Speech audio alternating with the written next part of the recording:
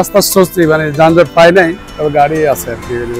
আমি তো এখান থেকে উঠছি কত 8:30, এখান থেকে মানে আমি এর থেকে কাজপুর থেকে উঠছি, তো কাজপুর থেকে কত 1 ঘন্টার মতো লাগছে। আমরা একটু জ্যাম পাই নাই। আমরা এই যে বাড্ডা থেকে আসতেছি আপনার এয়ারপোর্টের গাড়িতে, কোনো জ্যাম পাই নাই। আমরা এই যে 8:10 গাড়িতে উঠছি বাড্ডা থেকে, এখন এই যে এখানে কত অল্প সময় আমরা এই যে কুমিল্লা এই যে হোটেলে চলে আসছি। 10 মিনিট হয়ে গেছে, আমরা বসিরহাট যাবো, খুব তাড়াতাড়ি চলে যাব। আশা করতেছি ঘন্টা 2-1 মধ্যে বাসায় চলে যাবো। এই ব্যাপারে তো সবাই দেখতেছে যে রাস্তাঘাট আগে যেরকম চাঁদাবাজি ছিল, বিভিন্ন রকমের ঝামেলা ছিল, এখন সেগুলি হচ্ছে না। রোড ফ্রি আছে, মানুষ অনায়াসে আসতে পারতেছে।